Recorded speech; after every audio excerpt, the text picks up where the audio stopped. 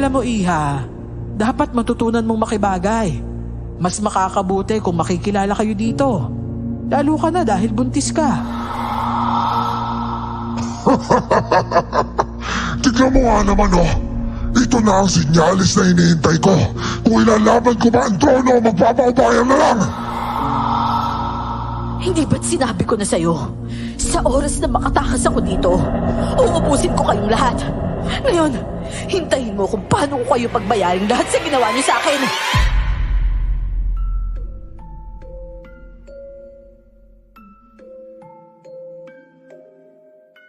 Hindi ba't kapag kasagsagan mo sa edad na teenager hanggang early 20s, kapag sinabihan tayo ng mga magulang natin o nakakatanda, ang tingin na agad natin sa kanila ay mortal na kalaban.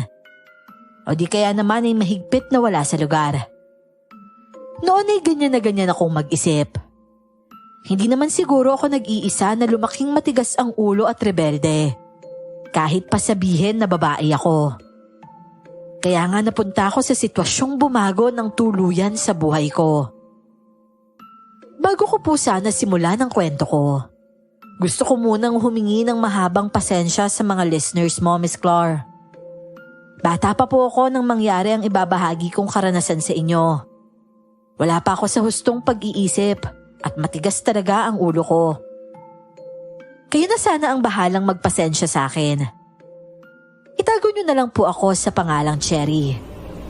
At ito ang aking kwento. Bago ko po simulan ang istorya, huwag kalimutang mag-subscribe bilang suporta sa ating channel. Nay, ayokong makisali sa gulo nyo. Nananahimik ako dito eh. Bakit ako na naman yung nakita nyo? Ano nananahimik? May nakakita sa inyo ni Elmer na pumasok at lumabas sa isang motel. Hindi ka pumasok at nakipagkita ka lang sa lalaking yon, ha? Ang sistesyo mama ka pa sa motel. Nag-iisip ka ba talaga, ha, Cherry? Babae ka, anak. Paano kung magaya ka sa ate mo? Na iniwan lang din ang kuya ng Elmer na yan, ha? Nay, magkaibang tao si Elmer at yung duwag niyang kuya. Lalong magkaiba kami ni ate. Huwag niyo naman po akong ihalin tulad sa kanya. Anong sinasabi mong wag? Ganyan-ganyan ang ginawa ng ate mo. O ngayon, nasa na siya? Mabuti na lang at nakapag-abroad agad. May ipinambubuhay siya sa anak niya. Paano kung ikaw ang mabuntes? Di mag-a-abroad din ho ako. Para may ipadala akong pera sa inyo. Para hindi nyo na ako bungangaan. Aray ko, Nay. Bastos kang bata ka? Nakatungtong ka pa lang sa mga paa mo. Akala mo kayang-kaya mo ng lakdawan ng buhay mo?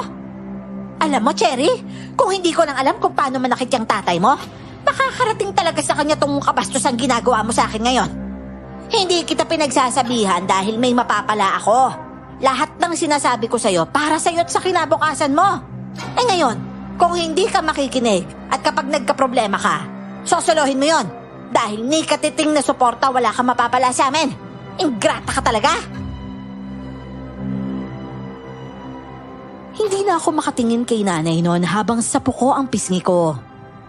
Hindi ako umiiyak at ayokong ipakita na mahina ako. Pero hindi ko rin pwedeng salubungin ang mga tingin niya. Sigurado kasi akong ikakainit yun lalo ng ulo niya at madadagdagan pa ang sampal na inabot ko. Mabuti na lang kahit ganon, ni minsan hindi siya nagsumbong kay tatay. Wala kasing babae o lalaki kapag yung ama ko na ang nanakit. Kung anong una niyang madadampot, siyang ipanghahambalos niya sa amin. Sinabi ko naman sa'yo malis ka na dyan sa bahay niyo. Doon na lang sa bahay ni tita. May sarili naman akong kwarto doon, tsaka wala naman silang pakialam kahit sino yung dalhin ko doon. Nakita mo naman kung gaano ka-brutal yung tatay ko, di ba? Hindi ka ba natatakot sa kanya? Hindi. Ba't naman ako matatakot doon? Hindi naman kita tatalikuran gaya ng ginawa ni kuya sa ate mo. Kahit na, Elmer. Kahit gulpihin pa ako ni nanay, wala akong lakas ng loob na gawin yung sinasabi mo, no? Saka kung doon nga ako, sino namang gagastos para sa akin? Napakarami ko pang pangangailangan. Nagpapadala palagi yung pamilya ko kay tita. Halos kami yung bumubuhay sa kanila kaya walang problema kung pangangailangan mo lang. Madali lang yun, Cherry. Ay, basta. Ayoko na muna. Nga pala. lilo muna tayo sa pagmumotel ha. Papasok muna ako dahil may mga nagsusumbong kay nanay eh. Baka mamaya makarating na din kay tatay to. Lalo tayong hindi makakapagkita niyan. Ano? Ano ba naman yan? Gano'ng katagal naman? Gusto pa naman kita sana ayain na araw-araw. Sira ulo. Pumasok ka na nga lang din muna. Sige na. Eh, mahal naman. Pagbigyan mo na ako. Ngayon lang oh. Last na. Dahil mapusok at kulang pa sa kaalaman at kaisipan, paubaya lang ako ng paubaya kay Elmer noon. Opo, batid ko din namang hindi tama. Pero aminado akong wala talaga akong self-control noon. May clan kung saan kami nagkakilala ni Elmer. At dun nga ay may takipang nagaganap kapag nanghihimasok na ang aming mga magulang. O kalaban kung tawagin nga namin. Hanggang sa mangyari na nga ang unang pagsubok na kinailangan kong harapin ng mag-isa. O sige na, itanan mo na ako. Basta't malayo dito at hindi tayo maaabot lalo na ni tatay. Kaya lang Elmer, natatakot ako eh. Baka makapatay na yung tatay ko. Oo, sige. Gagawa ko ng paraan. Hindi ba dalawa naman yung kotse nyo? Oo. Pero sa ate ko yung isa eh. Pinabili niya yun para magamit niya pang uwi dito. Eh, ramen muna natin yun. Babalik naman natin eh. Ang importante, makalayo muna tayo dito. Tsaka marunong naman ako mag-drive saka ikaw din. Makakarating pa tayo sa gusto natin puntahan nang hindi nalalagasan ng husto para sa pamasahe. Magpagas na lang tayo. Oo na, sige na. Mag-asikasok na ng pakonti-konti. Mamaya susubukan ko yung kotse ni ate ko madadala ko. Alam ko naman kung saan nakatabi yung susi nun eh. O siya, sige. Aasahan ko yan ha. Sa tapat na lang tayo ng lumang building sa Plaza Magkita. Hintayin kita doon 12:00. Tulog na siguro yung mga kasama mo doon sa bahay, di ba? Oo, tulog na yung mga yun. 10:00 pa lang. Eh mabuti. Yung baby natin ha, ingatan mo. Oo naman. Mahal, huwag kang mag-alala. Akong bahala sa atin. Basta sundin mo lang yung mga bilin ko. Natatakot ako, mahal eh. Kakayanin kaya natin to? Wala ka bang tiwala sa akin? Siyempre kakayanin natin yon. Magkasama naman tayo eh. Sinabi mo yan ha? Eh, magdala ka din kahit magkano. Wala din kasi ako masyado na itabi. Eh, hindi ka ba pwedeng manghingi sa mga magulang mo? Eh, kabibigay lang ng tita ng allowance ko nung nakaraan eh. Naipanggastos ko na sa inuman ng barkada nung nakaraan. Eh, paano pala tayo niyan kung magtatanan tayo? Baka ultimo panggas, mawalan tayo sa biyahe niyan. Eh, hayaan mo na. Magagawa natin ng paraan yan kapag nandun na tayo. Sa ngayon, isipin natin na dapat kaya natin. Kung paano tayo makakalayo. Basta sige na, umuwi ka na at ikondisyon mo na yung sasakyan ng ate mo.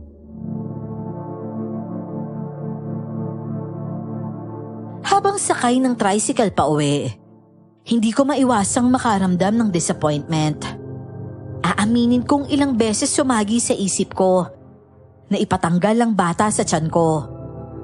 Napakarami kasing dahilan para wag ituloy yon. Noon lang din kasi parang nag-sink in sa akin ang lahat ng payo at pangaral ni nanay. Pati na ang realidad na kung susumahin, magiging anong klaseng magulang ba kami ni Elmer? Pero sa huli, bumabalik pa din ako sa isiping wala namang kasalanan ang bata at bunga lang siya ng kapusukan namin ng magiging ama niya. Yun na nga yata ang karma ko. Tagumpay kong nadala ang sasakyan ni ate. Nag-iwan na lang ako ng sulat noon sa bahay at dun nga ako nagpaalam at humingi ng tawad. Nasa na ba tayo, mahal? Alam mo pa ba tong daan na to? Eh, hindi nga eh. Nawawala na yata tayo, mahal. Ano? Paano naman nangyari yun? Eh, akala ko ba alam mo kung saan tayo pupunta? Eh, oo nga. Kaya lang parang nagbago kasi yung daan eh. Eh, di bale. Mahalaga ba kung nasaan tayo? Ang importante, malayo na tayo. Mabuti nga't hindi natin alam kung saan to eh. Wala makakasunod sa atin. Pero, hindi ba parang sobrang liblib naman ito? Oh, eh di mas maganda, di ba? Ang inaalala ko lang naman kasi, kapag kailangan kong magpa-check up, o kung manganganak na ako tapos emergency, baka mahirapan tayong makapunta sa ospital o di kaya health center man lang nito. May sasakyan naman tayo, di ba? Siguro malapit lang ang health center dito. Sa pagkakaalam ko, libre lang yun eh. Tsaka, maghahanap ka naman ng trabaho, di ba? Ganun na nga. Paano tayo mabubuhay kung hindi ako maghanap ng racket? Ipalagay mo may trabaho naman kaya sa ganitong lugar. Ay, Cherry, ano bang pinoproblema mo? Dapat masaya ka nga kasi palagi na tayo magkakasama ngayon. Yung problema, solusyon na lang natin kapag nandyan na. Ibig mong sabihin, kikilos ka na lang kapag nagugutom na tayo. Pwede ba, Cherry? Manahimik ka nga muna. Huwag mo sabihin magiging bungangera ka na din yan. Kaya ngayon pa lang sinasabi ko na sa'yo ha. Ayoko na maingay na babae, iiwanan ko talaga yon. Hindi naman ikaw yung naghahanap ng pagkain, di ba? Ikaw ba yon? Hindi. Yan, kaya itikop mo yung bibig mo. Imbis na magbunga ka dyan, magandang bagay na lang yung sabihin mo sa akin. Baka kahit papano, makatulong ka pa nun.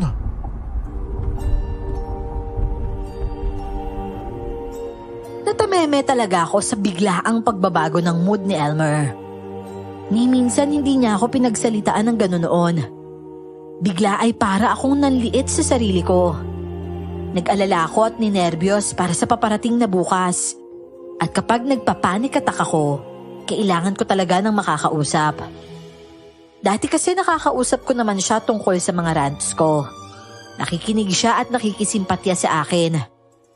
Hindi ko tuloy maintindihan kung bakit kung kailan magkasama na kami, saka siya biglang nagkaganon.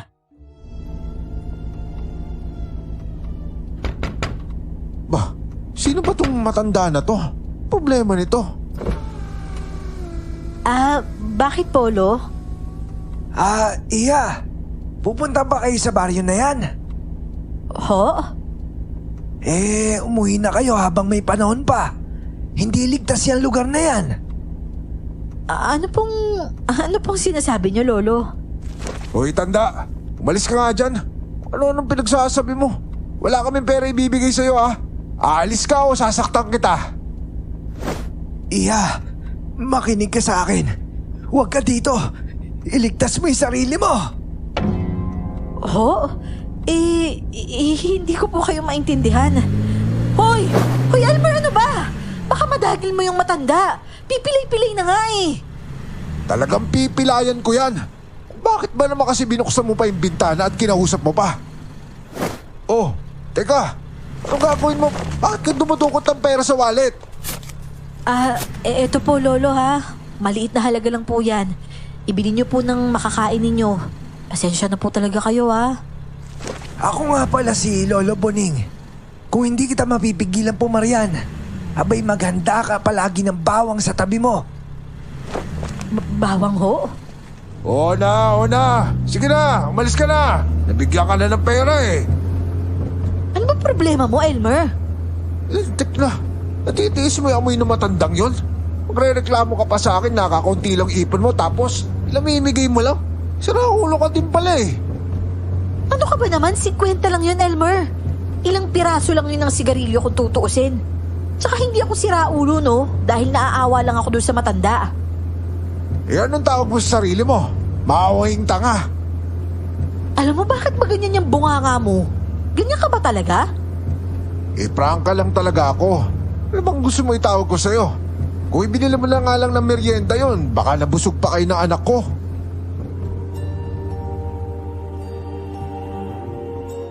Ang lalim talaga ng pagkakakunot ng noo ko noon. Hindi ko sukat akalain na ganun siya kadamot. Bigla tuloy akong napaisip. Paano na lang kung maging ganun din siya sa amin ang magiging anak niya balang araw? Wala pa man ay nakikinat ako na ang magiging kinabukasan ko sa kanya. At sa ganung senaryo, tuluyang nahulog ang isip ko. Dahil din doon kaya tuluyan kong nalimutan yung babala ng matandang pulube. Yan, tama-tama itong kubo na to para sa atin, mahal. Halika na, pasok tayo. Teka lang muna. Paano ka naman nakasiguro na walang nakatira dyan? Mukha ba meron? Tignan mo nga. Ang dilim-dilim na tapos wala pa sinding ilaw. Saka kung meron man, di naman tayo magsabi pagdating Makikituloy lang tayo kasi pagod ka at buntis ka. Hindi kaya sila magalit sa atin? Pumasok na lang tayo nang walang pahintulot nila. Ako nang bahala dyan. Sabi ko magtiwala ka lang sa akin, di ba? Oo nga, Elmer, pero... O sige na, pumasok na tayo. Gusto ko na mahiga. Maawa ka naman sa akin. Kanina pa ako nagdadrive Teka lang. Parang may tao yata, Elmer ayun galing doon sa likuran ng bahay. Saan? Oo nga no. Ayahan mo, kakausapin ko siya. Dito ka lang huwag kang aalis dyan. Pero Elmer, teka lang.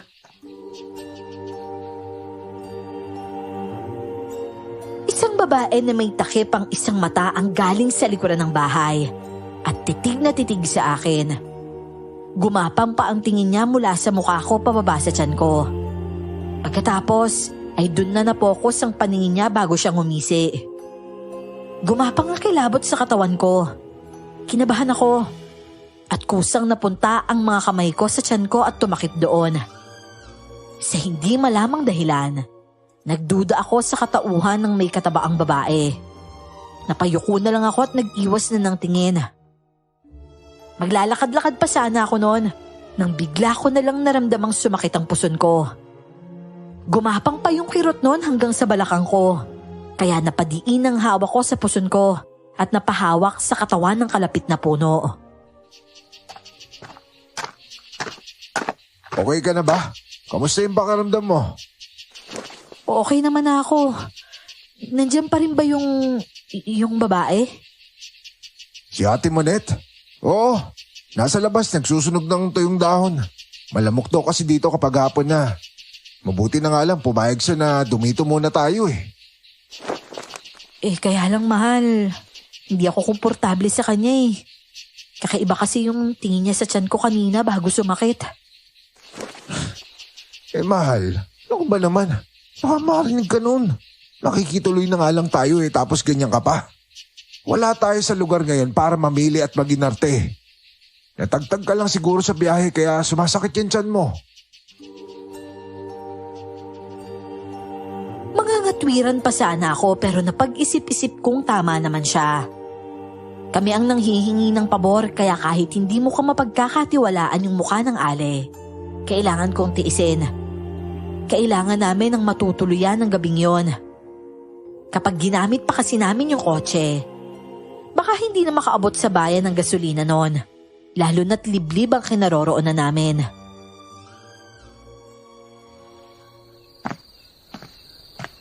Nakaluto na ako. Kumain na kayong dalawa. Nako, nakakahiya naman po sa inyo. Pati sa pagkain, dinamay niyo pa po kami. Magpalakas ka dahil kailangan ng sanggol sa tiyan mo ng enerhiya. Hindi mo gugustuhin dito mapahamak dahil napakalayo ng ospital dito. Maraming salamat po ate. Kapag may kailangan kayo, nandun lang ako sa maliit na kubo sa likod bahay. Tawagin niyo lang ako doon. Nga pala po ate. Okay lang po ba kaming tumuloy muna dito pansamantala? Napag-usapan na namin ni Elmer yan, Iha. Wala ka nang dapat ipag-alala. Wala ang may-ari ng bahay na yan at ilang taon pa bago bumalik. Mabuti na yung may nakatira dito sa loob ng bahay.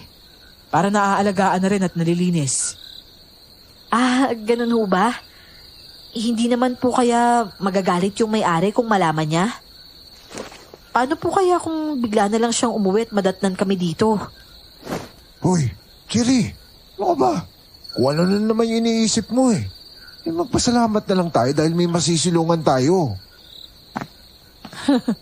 Kahit datnan niya pa kayo dito, tulad ko mauunawaan niya din panigurado yung kalagayan ninyo. Kaya huwag ka na mag-isip na kung ano-ano, Iha. Ang mabuti pa, kumain na kayo dyan bago pa dumilim at para makapagpahinga na kayo. Ako na pong bahala sa amin. Maraming salamat po sa kabaitan niyo, Ate Monette. Pinipilit ko naman na baliwalain na lang yung estrangherong pakiramdam ko kay Ate Monette. Pero sa tuwing titingnan niya ang tiyan ko, Pakiramdam ko may kung anong nangyayari sa akin.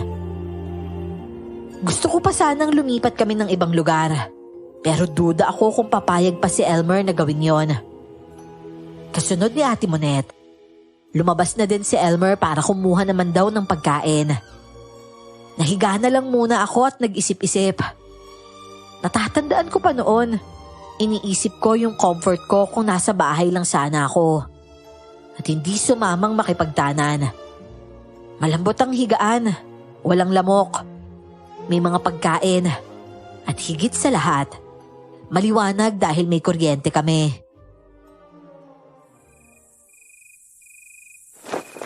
Mahal, may butas yung bubungan oh. Ayun oh, tanaw na tanaw ko mula dito sa higaan yung buwan. Sayang no, hindi pa siya bilog. Bakit? Gusto mong bilog yung buwan? Oo, ang liwanag kasi, tapos mukhang perpektong bilog pa. Paano pala pag umulan, mahal? Mababasa tayo dito sa papag. Kailangan maayos yung bubong na to. Hayaan mo, ayusin ko na lang yung bukas. Iyo nga pala, nasarapan ka ba dun sa niluto ni Ate Monette? Ayos lang naman. Nilaga lang naman kasing mga gulay yun eh. Expected pong wala ng lasa yun. Mabuti na nga lang may bagoong isda dito eh. Nakarami din ako ng kain dahil doon. Ikaw ba? Buti natiis mo na walang sausawan yun. Hindi ka pala mahilig sa maalat? Ayoko talaga na maalat. Mahina yung kidney ko. Ganun ba? Dapat pala talaga iwas ka na sa mga ganyan. Tsaka grabe ang tahimik dito, no? Ni wala akong naririnig na kuliglig. Mas mabuti nga yun at payapa tayo makakatulog. O siya, pahinga na tayo. Nalalata pa din ako hanggang sa ngayon eh.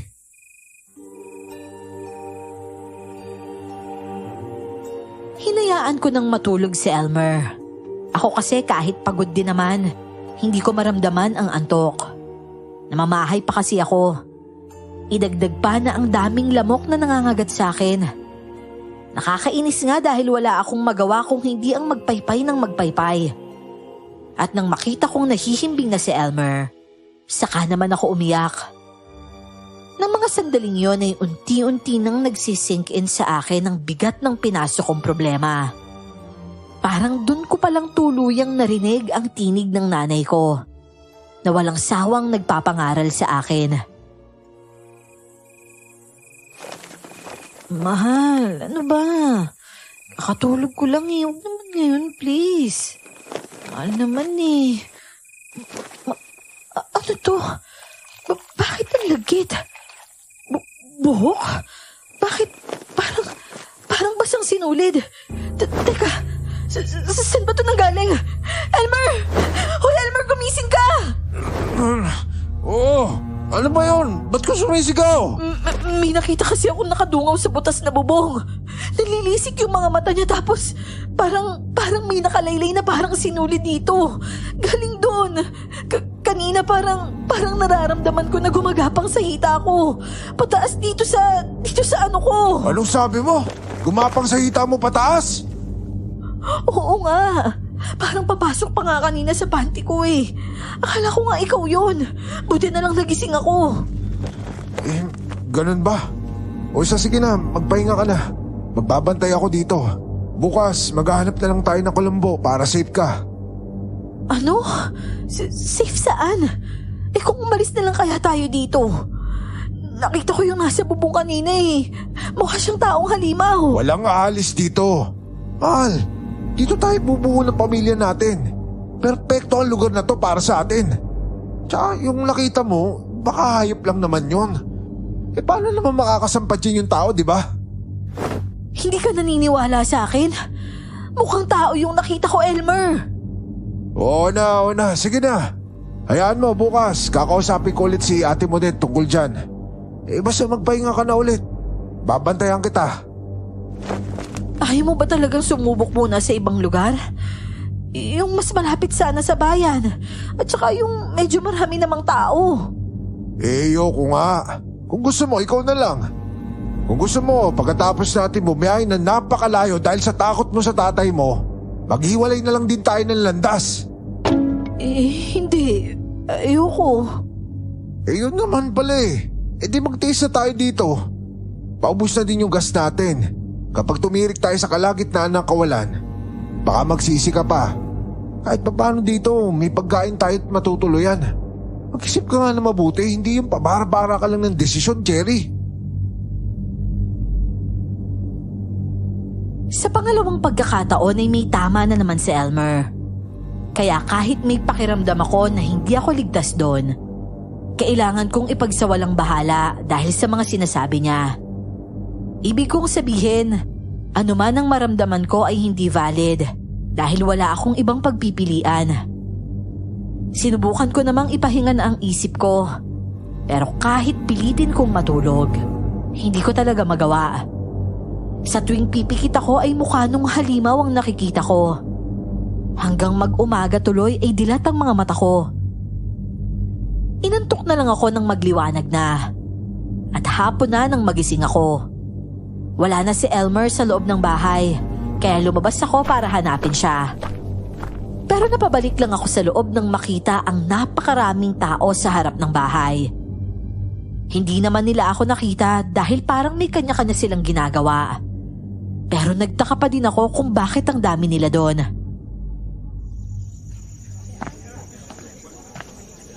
Oh, nabigla ka ba, Cherry? Naparito sila nang mabalitaan yung tungkol sa inyo. Makikipagkilala yata at para i-welcome na din kayo. Ate Monette, nasan po si Elmer? Nasa labas din ah. Hindi mo ba nakita? Nakikipag-inuman siya sa mga taga-sityo. Nakikipag-inuman ho? Ay nako, Cherry, mabuti pa kumain ka na lang muna. Marami silang dalang prutas para sa inyo. At huwag kang mag-alala. Maaalagaan kayo ng anak mo dito. Halika na doon sa kusina. Ikaw na ang mamili ng kakainin mo. Sige ho. Kanina pa po bang umiinom si Elmer? Medyo. Siguradong may tama na din yon. Purong lambanog ang dala ng mga kalalakihan eh. Mamaya pagkatapos mong kumain, lumabas ka doon. Magpakilala ka sa mga matatanda, ha? Pwede po bang dito na lang muna ako? Hindi po kasi ako komportabling makisalamuha sa kanila eh. Alam mo, Iha, dapat matutunan mong makibagay. Mas makakabuti kung makikilala kayo dito. Lalo ka na dahil buntis ka. Sige ho. Pero, nabanggit na po ba sa inyo na Elmer yung tungkol sa nasa bubungan namin kagabi? Oo. Mga paniki lang yon. Kasing laki kasi talaga sila ng tao, kaya akala mo tao, no? Marami niyan dito dahil liblib to. Makapal kasi yung kagubatan at wala pang taong nakakapasok doon. Ibig niyo pong sabihin, Virgin Forest ho? Virgin? Nako, hindi. Mga tao lang ang hindi pa nakakapasok doon. Pero kami, lagi kaming nandun. Nga pala, nandun ang banyo kung kakailanganin mo, ha? O sige na, lalabas na muna ako. Kaya mo naman na sigurong kumain mag-isa. Opo ate, kaya ko na po to.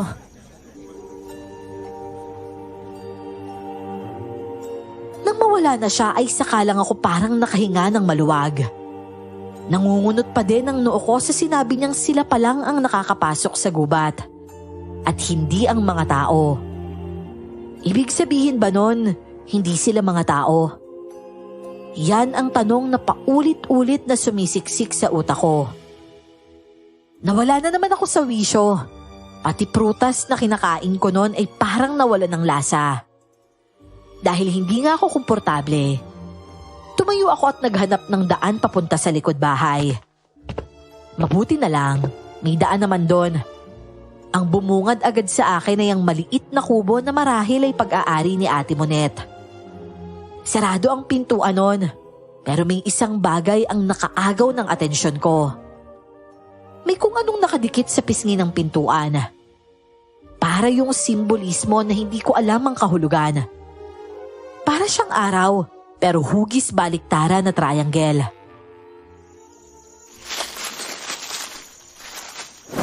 Sino yan? May tao ba dyan? Lolo! Lolo, kayo nga ho! Teka. Paano pong nakarating kayo dito? Ano pong ginagawa niyo dyan? Halika na, Iha. Umalis ka na dito. Maraming hayop yung nakatira dito. Hindi ka nila sasantuin. Teka lang po, Lolo. Mga hayop po. Tumakas ka na, sige na.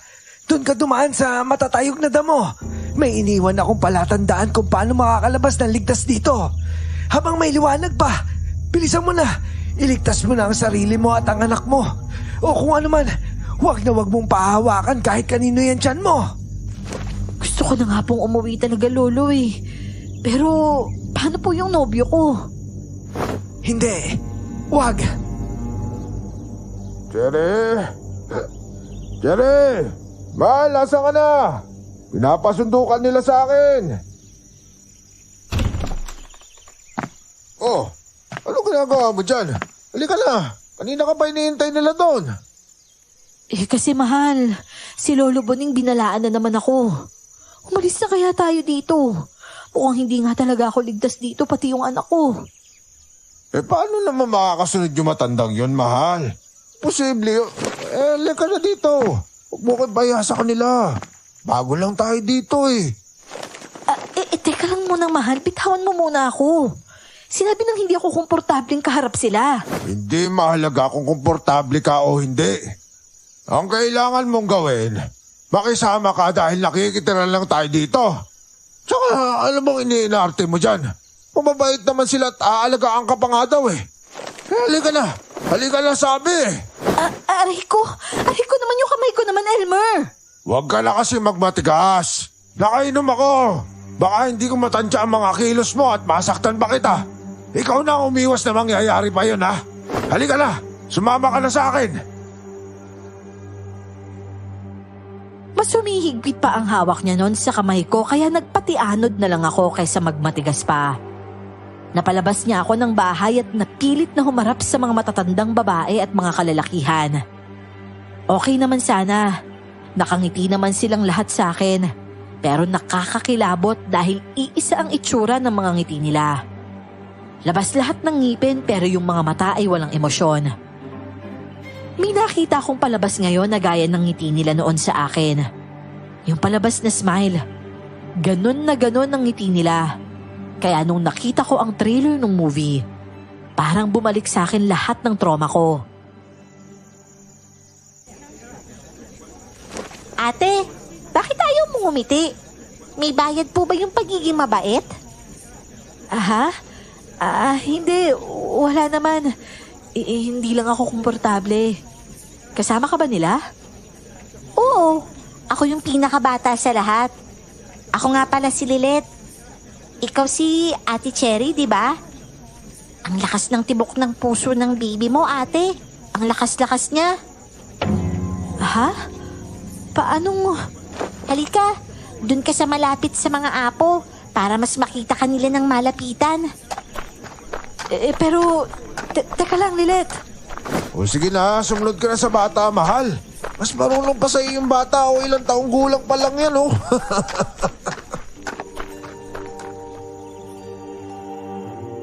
Litong-lito ako sa nangyayari sa buhay ko noon.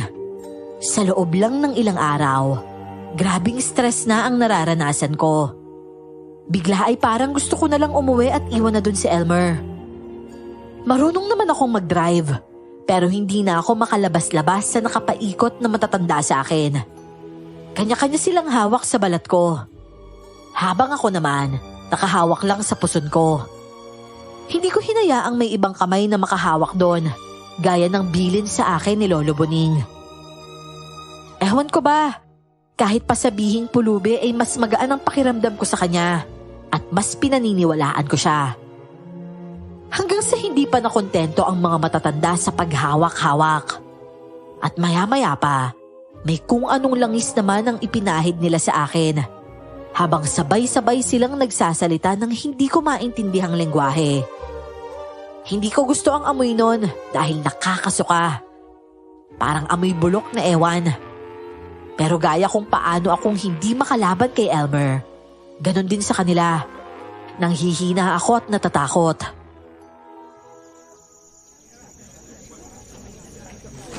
Huwag mong aalisin yan, ate, ah. Para safe ka sa pang-amoy ng mga tiktik. Ano? Tik-tik? Oo, yung aswang na umaakyat sa bubungan. Tapos ilalabas yung dila niya para sipsipin yung anak mo. Sabi nila paniki lang yung nasa bubong kagabi. Nakakalito talaga kasi wala namang pinagkaiba yung itsura nila eh. Pero ako, sa palagay ko aswang yung kagabi. Kaya wag mo nang alisin yung mga lana na nasa katawan mo. Pero ang lagkit nito tsaka ang baho pa. Hindi kasi ako sanay. Kailangan mo nang masanay kasi araw-araw dapat meron ka niyan. Lalo na kung paggabi na. Sige na ate maglalaro na muna ako. Maghahanap pa ako ng makakain ko sa gubat eh.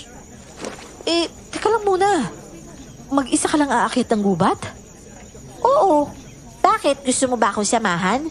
Naku, wag na lang. Baka mamaya mapahama ka lang dun eh. Pumasok ka na dun sa loob, ate.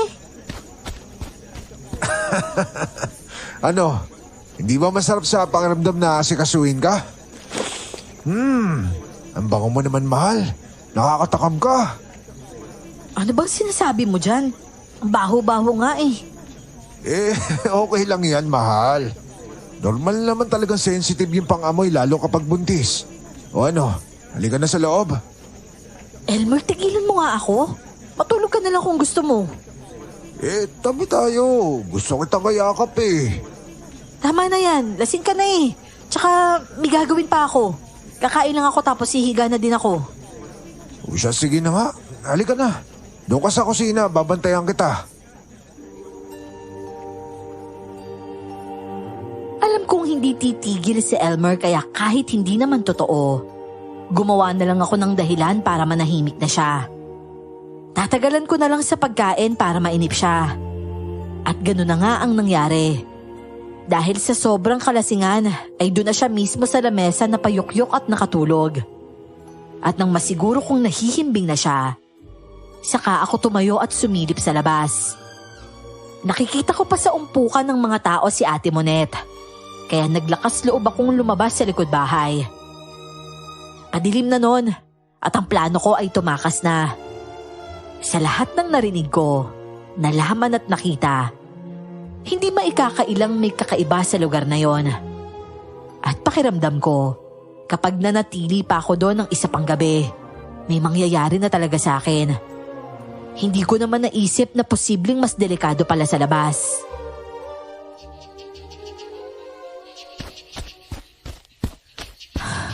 Sorry, mahal. Pero kung ganitong hindi mo naman ako pinakikinggan at parang wala kang pakialam sa nararamdaman ko, mas mabuti na yung ganito na maiwan ka na lang dito. Mas mahal ko pala yung sarili ko at buhay sa sinapupunan ko. Patawad, mahal.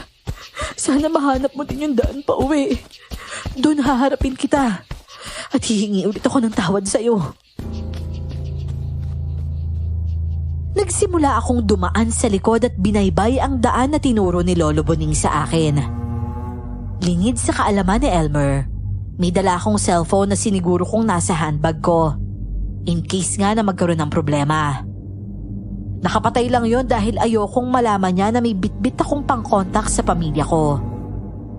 Nung mga panahong yon, puro dikipad pa lang ang mga cellphone. Bihira lang din ang meron nun dahil kalalabas lang nun sa merkado. Sakto namang may sariling flashlight yung cellphone ko, kaya yon ang ginamit kong liwanag habang halos gumulong na ako pababa dahil sa bilis ng lakad ko. Wala akong nakitang ibang palatandaan sa daan. Siguro dahil madilim na din. Kung san-san talaga ako napadpad. Hanggat may tinatapakan akong lupa, hindi ako tumigil sa paglalakad ng mabilis. Ang isip ko kasi noon, makalayo sa lugar na pinanggalingan ko.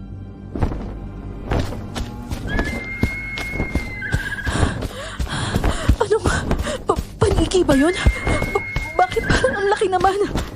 Diyos ko, hindi naman siguro aswang yun kasi may mabahong langis nga ako sa katawan. Ang sabi ni Lilith, protection to eh. Pero bakit sinusundan niya pa rin ako? Hindi kaya dadagitin pa yata ako nun. Ako, Diyos ko, kailangan kong dumapa. Aray ko, ang dami namang maliliit na bato dito. Teka, nasaan na yun? Dahil marahil sa nervyos kaya gumulong ako patago sa nagtataasang mga damo. Hindi ko alintana ang nakakasugat na mga dahon noon. Gayon din ang masakit na lupang kinahihigaan ko dahil sa maliliit at matutulis na bato.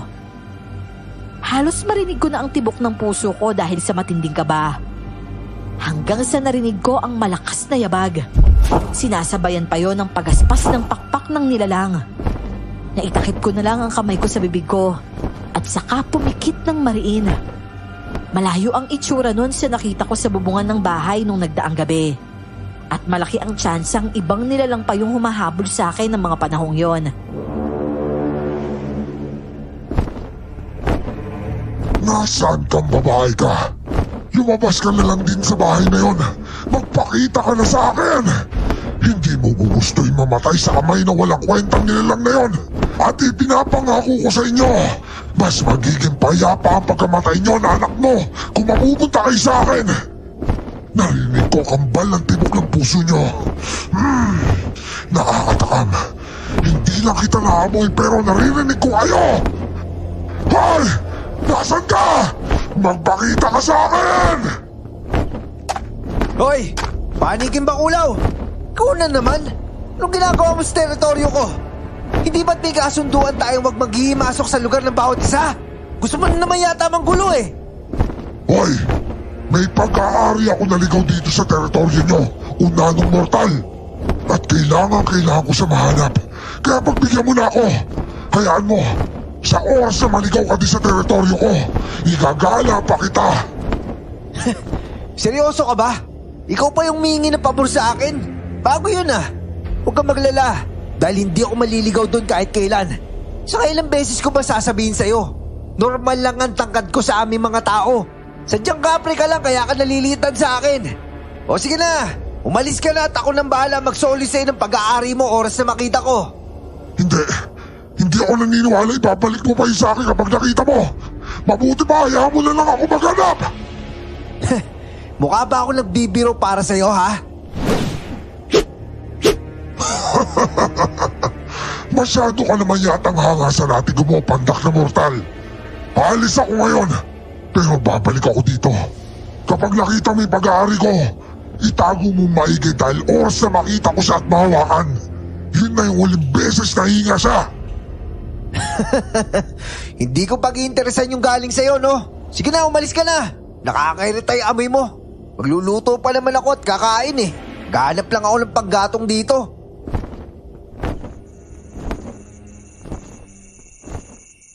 Pwede ka nang tumayo. Ayaw na nung mortal. Ay, bakit kasi basta-basta ka na lang lumilitaw? Hindi pa nga ako nakakahinga ng maayos eh. Diyos ko, haatakihin na yata ako sa puso.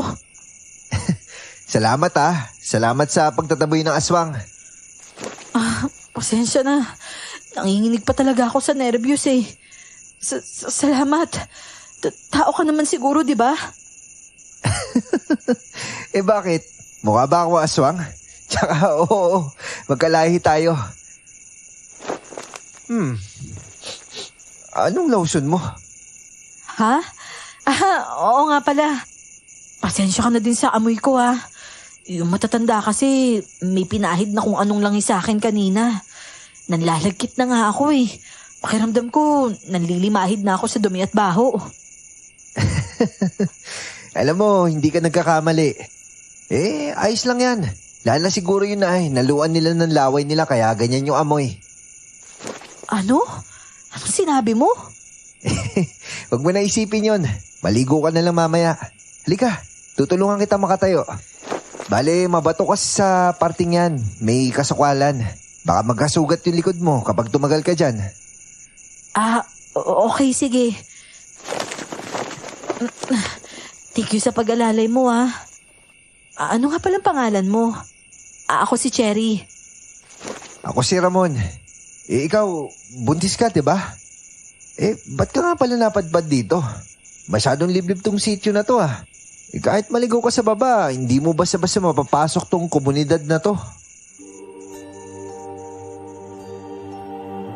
Nagtataka ka man sa sinabi niya ay kinuwento ko pa din sa kanya kung bakit at paano namin narating yun ni Elmer. Habang naglalakad ng paika-ika at akay-akay niya, sinimulan kong ibahagi sa kanya ang lahat. Hindi ko rin alam kung bakit hindi ako nag-alinlangang ihantad ang lahat, miski pa yung pagkakamali ko. Parang nasabik kasi ako sa kausap, naramdam kong nakikinig at umuunawa.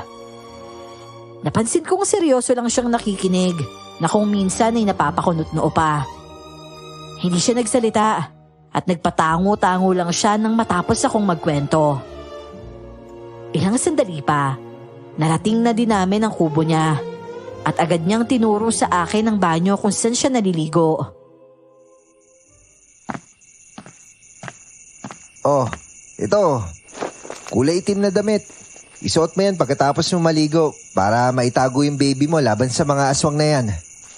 Kasi kahit hindi sila pwede dito sa lugar ko, tumatawid pa rin yung iba. Lalo na pag may gusto silang nandito. Mga aswang? Marami ba sila dito? At saka anong klaseng lugar ba to? At saka ikaw, Ramon. Bakit ikaw na isa ring tao? Bakit nandito ka? Yung kalahati ng sitio na to, sakop ng mga aswang, Cherry. Maraming tao dito dati, pero umalis na para makaiwas sa aswang. Halos kakaunti na nga lang kami natira at patuloy na umaasang mababalik pa yung dati namin lupain eh. O siya, sige na, maligo ka na. Iluluto ko lang to para may makain tayo. Salamat ulit, Ramon, ha? Huwag ka na muna magpasalamat. Ibabalik pa rin kita sa Haring Aswang kapag nagawi ulit siya dito. Ano? Matapos makapaglinis ay nakahanda na din ang mga pagkain sa lamesa.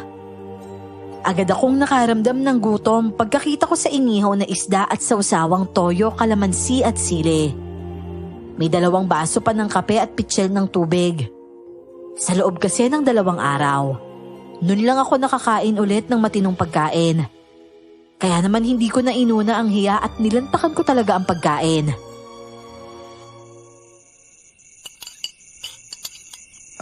Cherry, ang sabi mo may nobyo ka. Nahayaan ka niya magutom ng ganyan kahit may baby kayo? Kontento na kasi yun, basta't may mailigay lang sa sikmura niya. Bawal din naman akong maging mapili dahil nakikikain lang din naman kami. Mabuti na lang at sa dahon ka pala ng gabi pinapakain nun. Sa palagay ko, hindi nila kayo balak hawaan ng pagkaaswang. Ibig mong sabihin, aswang din si Ate Monet? Pirata ang tawag ng karamihan kay Monet dahil sa tabing na nasa mata niya. Mabagsik na tiktik yung isang yun. Hindi pinagkakatiwalaan ng mga kalahi niya dahil traidor. Tik-tik? Yun ba yung umaakyat sa bubong tapos may mahabang dila? Tama ka. Hindi kaya siya yung nasa bubong nung gabi? Posibleng ngang siya yun. Gaya nga nasabi ko, traidor siya sa mga kalahi niya. Kung ganun pala, binalak niya kainin yung anak ko. Pero masyado pa maliit yan eh. 2 buwan pa lang yan. Sa palagay ko, hindi niya pa balak yung kainin. Pero lalagyan kanya ng marka ng sa gayon. Madali ka niya masundan kahit nasan ka pa. Ano? Masusundan niya ako dito? Nasugatan ka ba sa hita nung maramdaman mo yung dila niyang malasinulid? Hindi naman. Hindi siya nagtagumpay. Hindi ka niya basta mahanap. Tsaka, bakit ang dami mong alam tungkol sa kanila? Sa totoo niyan, isa ako sa mga lumaban sa kanila. Mission kong panatilihin yung katahimikan na magkabilang panig. Pinipigilan ko yung gulo bago pa mangyari. Tsaka albularyo din pala ako, Cherry. Kaya ba ibabalik mo ko sa aswang na humahabol sa akin? Para panatilihin yung katahimikan at hindi magkagulo? Nagbibiro lang ako, no? Buti sana ko isa ka lang babaeng nahulog sa karisma ng Haring Aswang na yon. At nung makita mo yung tunay niyang anyo, saka ka tumakas. Kasi sa totoo lang, nagbabalat kayo din kasi yon bilang tao. Nag-uwi ng babae niya kapalit ng material na bagay. Alam kong hindi ka naman ganon, kaya tutulungan kita makauwi ng ligtas kung saan ka manggaling. Sa narinig ay tuluyang pumayapa ang isip ko. Kahit may pagkakataong inaalala ko ang kalagayan ni Elmer, agad ko din yung pinapalis sa isip ko.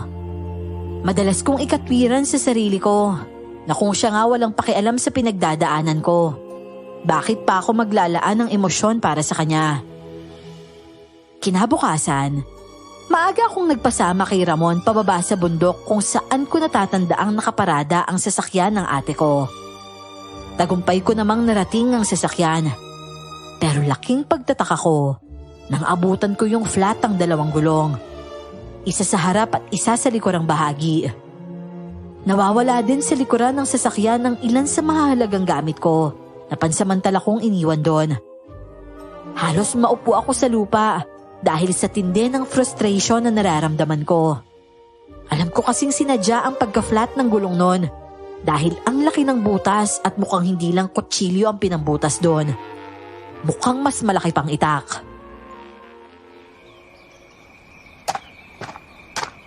Nako, naunahan ka na, Cherry. May dala ka bang ekstrang gulong? Wala nga eh. Nawala na kasi sa isip ko yan. Maayos naman kasi to't nakaredy dahil pauwi na nga din si ate. Sino kayong may gawa nito? Sila yon malamang. Siguradong may kinalaman yung kasintahan mo dito. Dahil siya lang naman yung nakakaalam nito, di ba? Hindi. Hindi gagawin ni Elmer yung ganitong bagay, Ramon. Alam niya mahalaga to sa amin. Ikaw yung higit na nakakilala sa kanya eh. Ganito na lang. Sandali lang ha. Manghihingi ako ng tulong sa mga kakilala ko. Hintayin mo ako ha. Oo, sige. Kaya lang, bilisan mo lang ha. Ang mabuti pa siguro, magtago ka na lang muna. Baka kasi may bumalik dito at makita ka pa. Oo, tama ka. Oo, sige, magtatago ako. Saan ba pwede? Doon siguro sa malaking puno na yon. Maraming damo doon. Hindi ka basta makikita. Sige na. Pero paano pagbalik mo? May kasama ka ng tulong, di ba? Aayusin nyo naman yung sasakyan ko? Oo. Kapag merong nahanap kaming pamalit sa gulong mo at kagamitan para mabaklas yan. Pero kung wala, gagawa na lang ako na ibang paraan. Basta maghintay ka lang doon ha. Ito. Isuot mo yung kwintas na yan. Ilagay mo sa bulsa mo. Protection yan. Pwede mo magamit sa aswang kapag sinubukan ka nilang atakihin. Pero sa'yo to eh. Bakit hinubad mo sa leeg mo? Paano ka? Lalaki ako, no? Kaya ko yung sarili ko. O siya, sige. Mag-ingat ka dito, ah. Alis na ako. Wow naman, napaka-sweet! So ano to, mahal? Tumakas ka sa magulang mo tapos tatakasan mo din ako? Iiwanan mo talaga ako dito mag-isa at sasama ka sa ibang lalaki? O ano? Siya ba yung kasama mo buong magdamag? Elmer? Elmer, patawarin mo ako sa pagtakas ko. Hindi lang talaga ako komportable sa lugar na yun eh. Mali din yung iniisip mo. Walang nangyari sa amin ni Ramon. Iniligtas niya lang ako kagabi sa aswang. Kaya kami magkasama. Ramon talaga ah. So dapat pala magpasalamat pa ako sa kanya, ano? Pare, Elmer nga pala. Salamat sa pagligtas na mag-ina ko ah. Kung hindi mo mamasamain, pwede ko na ba silang bawiin? Wala yon. Pero sa bagay na yan, si Cherry siguro yung dapat mong tanungin at hindi ako. Tumutulong lang naman ako kapag may nangangailangan eh. Ganun ba? Mabuti naman pala at ligtas si Cherry. Ikaw, Cherry hindi ako galit. Masama lang yung loob ko. Mahal ko kayo na anak natin. Kaya pakiusap huwag mo na tong uulitin.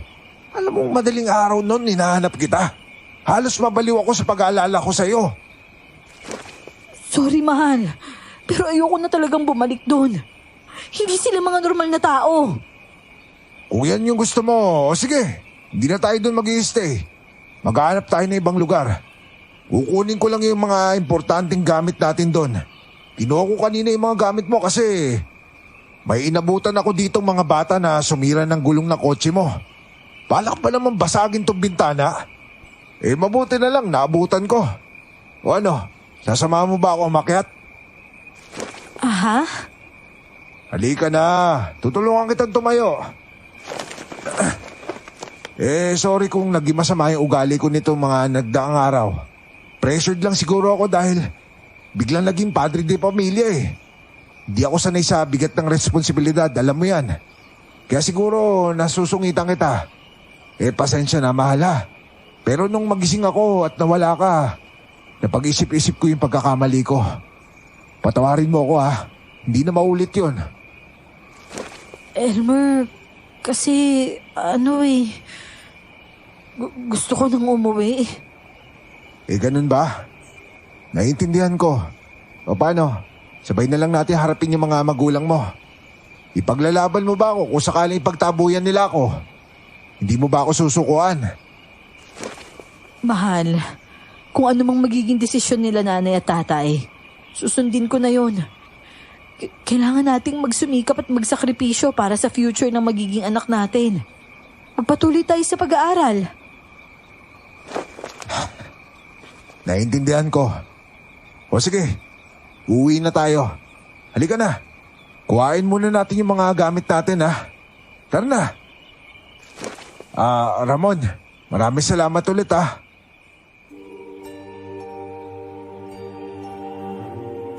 Pero hindi kumibo si Ramon at tumangulang. Yung huling sulyap ko sa kanya, iba ang nabasa kong ekspresyon sa mukha niya. Parang may pagdududa dahil kunot na kunot ang noo niya. Gayunpaman, naramdaman ko naman ang sinseridad sa tinig ni Elmer. Bigla ay nakaramdam ako ng guilt sa ginawa kong pang-iiwan sa kanya doon ng mag-isa. Para sa akin ay napaka-comforting ng boses niya noon. Kaya naman tiwala ko siyang sinamahan na kuhain ang mga gamit namin. Kahit papano kasi, natutuwa ako sa realization niya. Ako din naman noon nakapag-isip-isip din. May kabaman sa susunod naming plano. Matapos ang mga pinagdaanan ko ay napagtanto kong mas kakayanin ko palang harapin ang galit ng nanay at tatay ko kaysa araw-araw na makipaglaban sa mga aswang.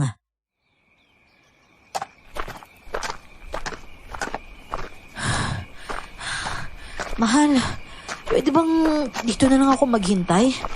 Napapagod na kasi ako eh. Okay lang naman. Pero mas okay sana kung dalawa tayong kukuha para isang babaan na lang. Ayoko na din kasi bumalik dun eh. May pilit na pinapakain sa akin si Ate Monet. Ano? Naku, halika na nga, sasama na ako. Bilisan na lang siguro natin. Pasensya ka na talaga sa akin, mahal ah. Ano ka ba naman, Elmer?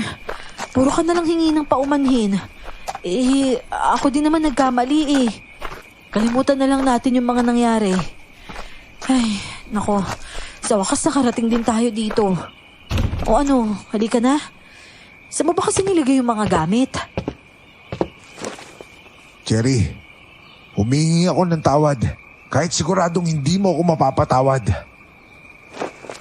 Ano bang sinasabi mo, mahal? Elmer? Bakit hindi ka pumasok? Nasaan ba yung mga gamit ko? Teka, ano nga? Mahal Elmer, ano ba? Buksan mo to! Anong ginagawa mo? Anong akala mo? Ganun-ganun lang yon ha? Pagkatapos mo ibutan yung ulo ko, tatakasan mo ko? Walang yakang babae ka. Kanina pa ako nagtitimpi sa'yo ha? Tama na yan, Elmer. Hindi mo dapat ini-stress yung isang babaeng buntis. Pwede silang makunan dahil dyan. Subukan niya, auntie. Subukan niya makunan para pati pamilya niya. Dadalhin ko dito para ialay sa ama. Napakadali lang naman gawin nun eh. Gagamitin ko lang ang pangalan ng babaeng yan at matik sasama na yun sa akin. Alam mong wala pa akong ginusto na hindi ko nakuha, Cherry. Alam mo yan? Anong gagawin mo sa akin, Elmer? Huwag mong idama yung pamilya ko dito! O sige, hanggat mabait ka at masunurin, hindi sila madadamay. Diyan ka na lang hanggang sa maisilang mo yung anak natin. Hindi ka na makakalabas para makipagkita sa lalaki mo! Hindi ko lalaki si Ramon. Kagabi ko lang siya nakilala. Si Ramon? Yung albularyong mayabang? Sinasabi ko na nga ba kaya pamilyar yung mukha niya sa akin eh. Akalain mo nga naman oh. Gusto din yata ng albularyong yun magaya sa ama niya. Tignan lang natin. Ano bang ibig sabihin nito, Elmer? Sino ka ba talaga? Bakit ganyan kayo mag-usap? Matagal na ba kayo magkakilala? Maligayang pagdating dito, mahal. Kagabi pa lang nakilala mo na yung buong pamilya ko. Eh gusto ko naman daw nila. Sariwa at malinis yung dugo mo kaya pasado ka na.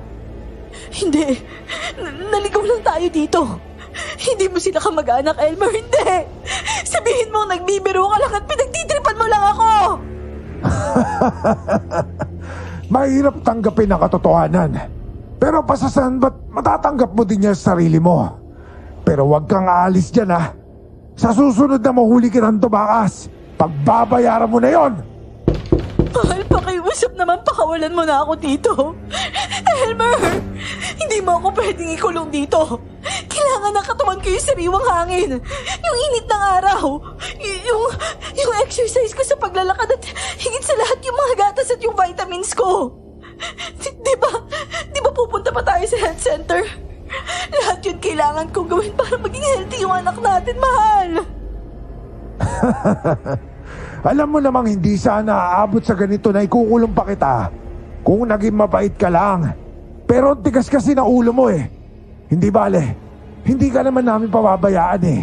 Aalagaan natin yung baby mo sa tiyan hanggang sa mga anak ka. Pagkain lang sapat na yon. At wag na wag mong susubukan tumakas o kitilin ang sarili mong buhay dahil alam mo ang mangyayari sa oras na gawin mo yon.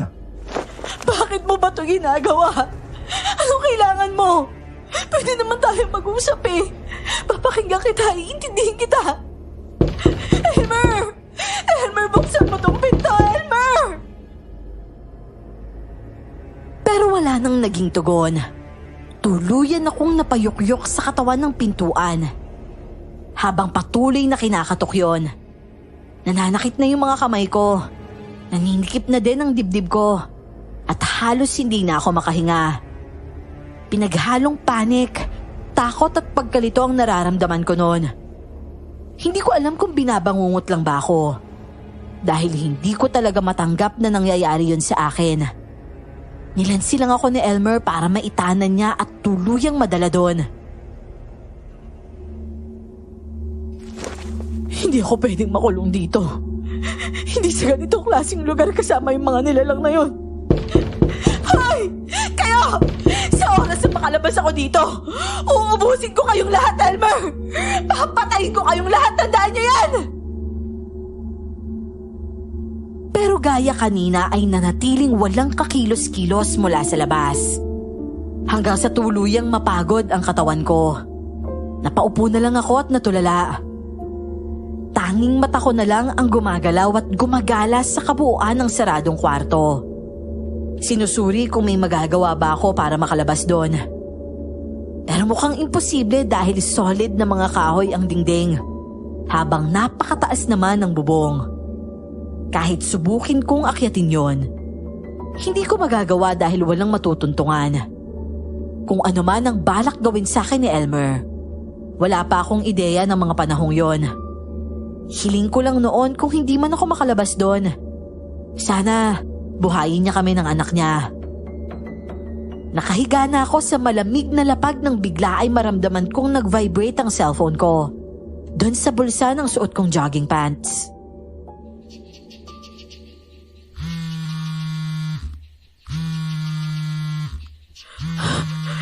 Si nanay.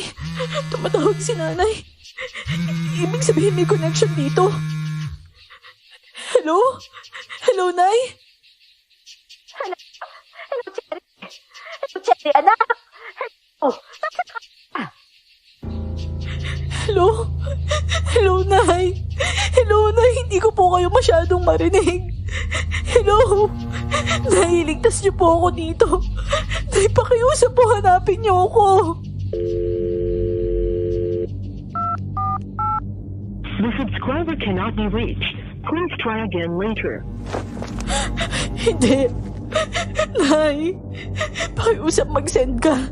Ito na lang yung tanging pag-asa ko. Please naman, oh. Ayaw talaga. Sobrang hina ng connection dito. Kailangan kong malabas yung cellphone ko. Pero paano? Kahit maliit na bintana wala dito.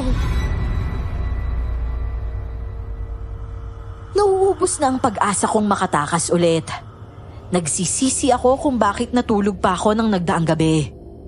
Nagpatuloy na lang sana ako sa pagbaba kahit sobrang sakit ng katawan ko. Baka ng mga sandaling yon ay nasa bayan na ako at gumagawa ng paraan para makauwi sa amin. Ilang buwan ang matuling lumipas. 8 buwan na ang tiyan ko. Ang kwadradong silid na yon ang naging tanging tahanan ko. Ang saksi sa bawat luha at sumpang binibitawan ko. Doon ako naliligo, kumakain at dumudumi. Bibihira akong makita at makausap si Elmer. Lahat ng paraan ay sinubukan ko na para mauto siya. Pero walang umepekto ni isa sa mga yon. Napakahigpit ng bantay ko. Bukod kay Ate Monette, marami din akong naririnig na mga asong panay ang alulong sa gabi at nasa palibot lang sila ng bahay. Sa loob ng ilang buwan, namayat ako ng husto at halos magbutot balat na.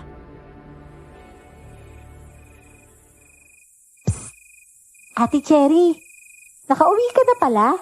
Mabuti naman kung ganon. Lilet, ano ginagawa mo dyan sa bubong? Teka, paano ka nakasampa dyan? Gusto mo tulungan kitang makatakas? Pero sa isang kondisyon, sasama ka sa akin. Pero saan mo naman ako dadalahin? Sa Haring Bagat. Ligtas ka dun. Hindi gaya dito na aalagaan ka lang ngayon, pero balang araw kakainin ka din. Hari? Paano naman ako magiging ligtas sa kanya? Kung hindi ako nagkakamali, siya yung humabol sa akin noon, tama ba?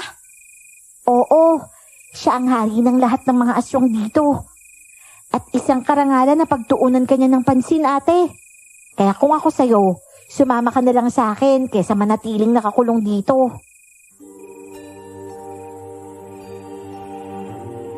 Hindi ko alam kung paanong sumagi sa isip ko. Pero may isang bagay akong napansin. Hindi lang pala sa mga tao may nagtatrayduran, pati na din sa mga lahi ng aswang. Kung ano man ang dahilan at tila pinag-aagawan nila kami ng anak ko, wala na akong pakialam. Ang mahalaga ay makaligtas kami ng anak ko. Napangisi ako sa naiisip na paraan kung paano makakatakas, gamit lamang ang talento ko sa pag-arte. O sige Lilet, sasama ako sa'yo kay Haring Bagat. Mas gugustuhin ko pang mapunta't mamatay sa kamay ng isang hari kaysa naman sa taksil na lalaking kailangan pang magpanggap na tao at lansihin ako. Sabihin mo kay Haring Bagat, sunduin niya ako dito at sasama ako sa kanya. Ate, bakit ka ba sumisigaw? Baka marinig ka nila.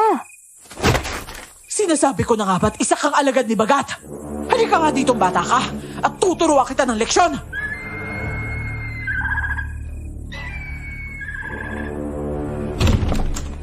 Totoo ba narinig ko, Cherry, ha? Sasama ka sa Haring Bagat? Hindi mangyayari yon dahil mapapasakin ang anak ko. At ikaw, magiging espesyal na hapunan ka ng ama. Sayang nga lang at wala na siyang laman na mahihita sa'yo. Hindi ka magtatagumpay sa masama mong binabalak sa amin ng anak ko, Elmer. Aray ko buhok ko, bitawan mo ako! Niyayabangan mo talaga ako, Nagpupumiglas ka pa? Gusto mo bang unti-untiin kita hanggang sa material na lang sa'yo ay ulo? Demonyo ka talaga, Elmer. Nakinig sana ako sa magulang ko na lahi kayo ni Satanas. Malala ka pa sa kuya mo, hayop ka, halimaw ka! Hinahalin tulad mo pa ako sa kuya kong duwag. Walang kwenta yon, Cherry. Siya nga dapat ang kauna-unahan sa pamilya namin na magiging hari ng mga aswang. Pero anong ginawa niya? Iniwan niya ang ate mong wala din namang kwenta. Pinili niyang buhayin ang anak niya dahil tanga siya. Dahil kung ginawa niya sana ang orasyon at pag-aalay, baka hindi napasa sa balikat ko ang responsibilidad na ito. Pero ayos na din yun. Kapag ako naging hari dito, aangkinin ko mas malaki pang bahagi ng lugar na ito. At pagkatapos, aasawain ko lahat ng mga babae dito. Nakakadiri ka, Elmer. Hindi ko maisip na nakipagrelasyon ako sa tulad mo. At lalong hindi ko matanggap na ikaw ang tatay ng pinagbubuntis ko ngayon. Bitawan mo, sabi ako! Bitawan mo ako! Puisit ka! Ano to pinampas mo sa akin? Bakit ang sakit at hindi ako makadilat? Nasaan ka? Hoy! Matagal ko na talagang hinanda ang medyo makapal na medalyon na yon. Para kapag nagkaharap kaming muli ni Elmer, yon ang gagamitin ko sa kanya. Pero sa loob ng ilang buwan, sa labas lang siya ng kwarto ko nakikipag-usap. Noon lang siya pumasok, kaya yun lang din ang pagkakataon na nagamit ko yon bilang sandata. Hindi ba't sinabi ko na sa'yo? Sa oras na makatakas ako dito, uubusin ko kayong lahat. Ngayon, hintayin mo kung paano ko kayo pagbayaring lahat sa ginawa niyo sa akin. Sinamantala ko nakakapakapa siya. At bago lumabas ng bahay na yon, kinuha ko ang gasera at sinilaban ng kortina at iba pang mga gamit sa bahay. Pinagmasdan ko pa kung paanong tupukin ng apoy ang lugar na yon. At sa labas ay bumungad sa akin ng mga nilalang na paluhod na naglalakad papunta sa altar na may nakakatakot na ribulto. Nakayukusin ang lahat, nagdadasal sa nakakakilabot na himig. Marahan akong lumapit sa altar, pero biglang may sumigaw ng ubod lakas mula sa nasusunog na bahay. Animoy isang hayop na nasasaktan. Doon nag-angat ng mukha ang mga nilalang at gulat nang makita ko. Pero bago pa sila makakilos, ibinato ko ng ubod lakas ang gasera sa altar. At sa isang iglap, tila may gasolina yung nagliyab ng husto, gayon din ang ribulto. Hindi! Ano nangyari sa figura ng ama? Patayin niyo ang apoy na ginagawa niyo. Bakit wala kumikilos sa inyo? Mga baging ama, maging ang bahay nilalaman na ng apoy. Iyong mag-ina masusunod sa loob. Kuhanin niyo na bilis! Jerry! Mahal ko, magtago ka na. Bilisan mo tumakbo dahil kapag nahuli kita, hindi na ako magpapaligoy-ligoy pa. Kukunin ko ang anak ko kahit walang pahintulot mo. Magiging isa kami. At ikaw ihahain kita sa ama. Ngayong gabi, maghahari ako at uubusin ko kayong mga tao. Elmer, ano nangyayari sa'yo? Bakit sunod-sunod yung katawan mo? Ano ginawa mo sa loob ng bahay? Nasaan na yung buntes? Ako nang hahanap sa kanya. Ipahanda mo yung mga isasama ko. Yung mga magagaling sa pag-ahunting. Natakasan ako ng buwisit na babae niyan. Intik naman, Elmer. Anong katangahan ba yung ginagawa mo? Kapag nalipasan ka ng kabilugan ng buwan ngayong gabi, sa susunod na buwan na ulit ang chance mong maging hari. Yun ay kung hindi pa na ipapanganak yung sanggol. Kawawalong buwan pa lang ng bata. Mahahanap ko siya bago muling bumilog yung buwan. Baka nga ngayong gabi pa lang maisakatuparan na yung ritual eh. Kaya huwag ka magmadali, Monet. Kung hindi mo sana inuna yung lilit na yan, hindi na to mangyayari. Habang nagtatago ako sa likuran ng umaapoy na ribulto ng halimaw, kita at dinig na dinig ko ang galit na tinig ni Elmer. Kakaiba ang boses niya, parang yung sinasapian ng demonyo. Nakangisi ako habang kuyom ang kamao. Wala pa akong balak umalis doon. Ang plano ko ay sunugin ang lahat ng kabahayan na naroon. Pero bigla na lang may tumakip sa bibig ko.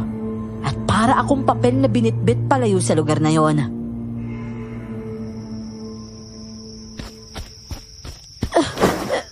Ramon? Paano? Bakit ngayon ka lang, ha? Mamaya na ako magpapaliwanag. Kailangan na natin makapagtago bago pa nila tayo masundan. Teka, ano ba yung binubuhos mo sa hangin? Ang tindi naman ang amoy niyan. Dinurog itong luyang dilaw. Makakatulong to para burahin yung naiwang amoy sa hangin. Hindi nila tayo masusundan. Maamoy man nila yung aroma mo, pero malilito sila kung saan banda. Maraming salamat talaga sa iyo, Ramon, ha? Pwede bang magpahinga muna habang karga mo ko? Pasensya ka na kasi hindi ko na talaga kakayaning bumaba at sabayin yung takbo mo. Ang bigat na kasi ng tiyan ko eh. At saka nanginginig na yung mga tuhod ko. Naintindihan ko. Sa itsura mo ngayon, hindi ko alam kung paano kinakaya ng katawan mo na harapin yung lahat. Huwag ka mag-alala. Ligtas ka na. Magpahinga ka na. Ako nang bahala sa atin.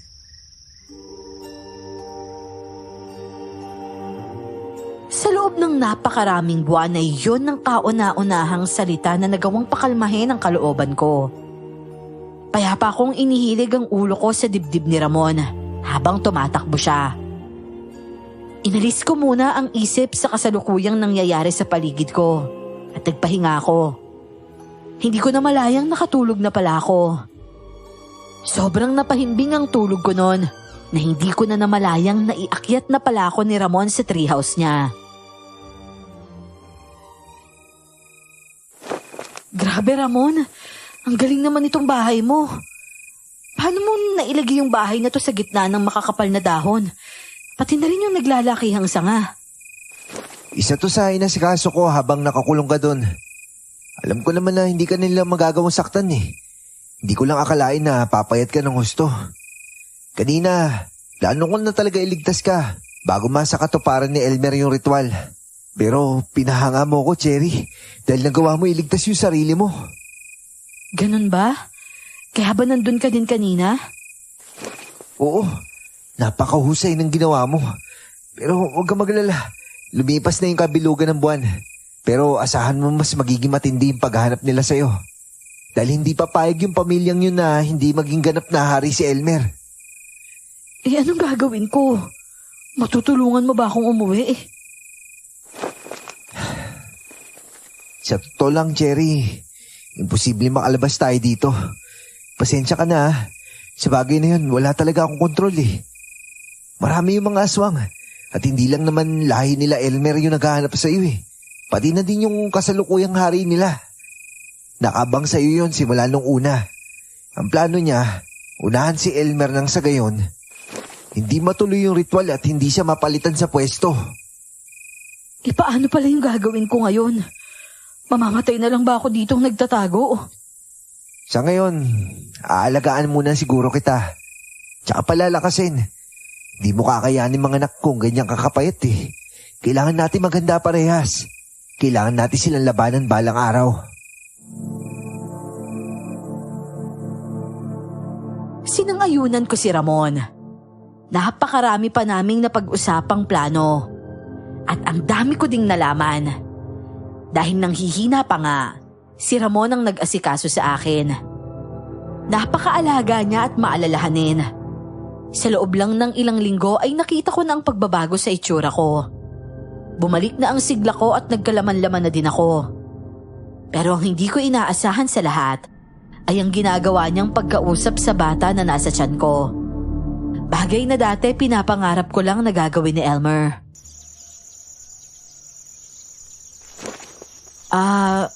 Ramon? Paano kung lumabas yung anak ko at mas damang yung dugo ng tatay niya sa kanya? Anong gagawin ko? Ikaw yung nanay niya. Ikaw yung makakasagot ng tanong mo. Mahihirapan siguro akong tanggapin kung ganun. Pero anak ko pa rin siya eh. Basta, magtiwala ka lang at magdasal, Cherry. Kahit kailan, hindi pa nanalo yung masama sa mabuti. May dahilan kung bakit sa'yo binigay ng Diyos yan. Kung bakit ikaw yung naging nanay niya. Palagi nga akong nagdadasal na sana lumabas siyang normal na bata eh. Pero hindi ko pa rin talaga maiwasang matakot minsan. Normal yan nararamdaman mo. Hayaan mo, tutulungan kita. Gabi-gabi ko siyang dadasalan at kakausapin. Huwag kang masyado mag-alala ha. 2 linggo na lang at magaganap na yung kabilugan ng buwan. Naririnig ko na yung puspusang paghahanap nila sa'yo. Handa ka na ba? Mas makakabuti siguro kung lilipas ang kabilugan ng buwan nang hindi nila tayo nakikita. Kapag naisilang ko na yung anak ko, matatapos na din yung kahibangan ni Elmer. Sana nga ganun yung mangyari. Hayaan mo, mamaya checkin ko ulit yung mga proteksyon natin. Pati na din yung bahay. Huwag kang maglala, Cherry. Poproteksyonan ko kayo ng anak mo. Hindi ako papayag na makuha ka pa nila ulit. Ako na muna yung makakalaban nila. Maraming salamat talaga sa iyo, Ramon ha. Utang ko sa iyo yung buhay ko. Ako ang dapat magpasalamat sa iyo. Hindi mo alam kung paano mo binago yung buhay ko. Dahil natatabunan ng makakapal na dahon ng kubo, Hindi ako nag-alala kahit lumabas pa sa balcony nito.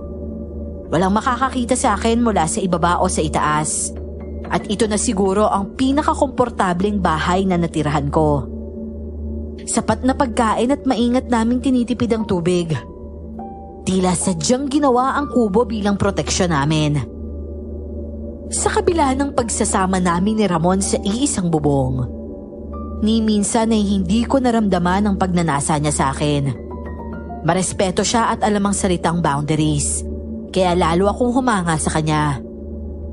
Isang araw bago ang kabilugan ng buwan, biglang bumuhos ang malakas na ulan. Mabuti na lang dahil sinimulan na din akong pahirapan ng pananakit ng tiyan. Kahit mapasigaw ako, matatabunan yun ng ingay ng ulan. At ang isiping yun ang nagbibigay sa akin ng konting ginhawa sa gitna ng sakit. Cherry, kailangan kong bumaba. Kailangan natin ng matalim na buho pamputol sa pusod ni baby. Dito ka lang ha, huwag kang lalabas dito. Pero Ramon, papagabi na. At alam mong pakalat-kalat sina Elmer dyan sa labas. Hindi naligtas sa'yo para lumabas pa. Nakalimutan ko ihanda yung buho eh. Yun lang kasi ligtas na pwedeng gamitin sa pusod ng baby para maiwasan niya infeksyon. Sandali lang naman ako eh. Mag-iingat naman ako. Oo, sige. Pero dalahin mo tong medalyon. Ligtas naman ako dito eh. Hindi ko madadala yan. Higit na kailangan mo yan dito. Sige na, habang hindi pa masyadong dumidilim.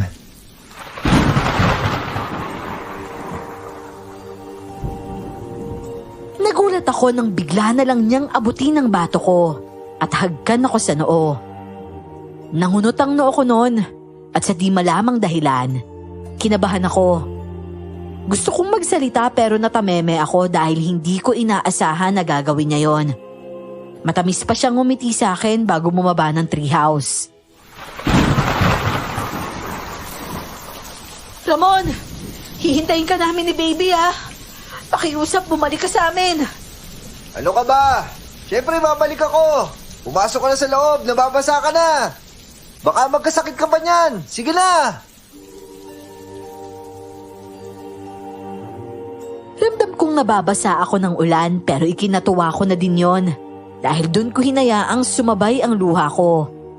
Nang hindi ko yun mapigil sa pag-agos. Ewan ko ba, iniisip kong baka dala lang ng hormones kaya naging emosyonal ako. Saka ko na lang napagtanto na sadyang ramdam na din pala ng puso ko ang paparating na panganib kaya ganon.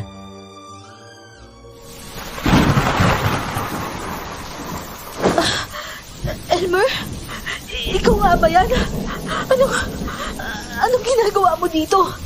Nasaan si Ramon? Aray ko, Elmer! Akala mo siguro hindi kita mahanap, no? Kakampi ko pa din yung pagkakataon, Cherry.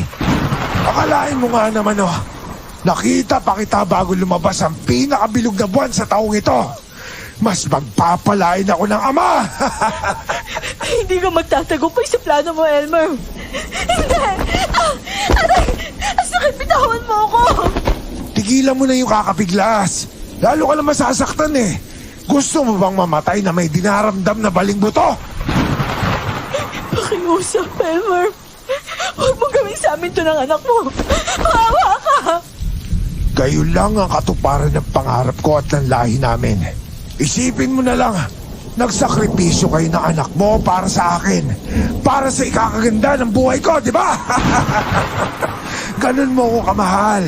Sige na, dalhin niyo na yung babaeng ito. Alam niyo na kung saan siya ipapwesto. Ito bahay, gawin niyong pailaw sa gabing maulan. Lintik lang ang walang gante. Nasa si Ramon, Elmer. Anong ginawa mo sa kanya? Hindi mo siya dapat dinamay dito. Gulo lang natin to. Aray! Hindi ka rin malandi eh, no? Dala-dala mo pa sa sinapo muna yung anak natin. Nagpakamot ka na sa iba. Hayop ka, napakalandi mo. Hinahanap mo yung inutil na albularyong yon. Huwag ka mag-alala, mahal ko. Bago kita iaalay kay ama, bibigyan ko kayo ng pagkakataon na makapagpaalam sa isa't isa. Hindi ba't ang bait kong hari?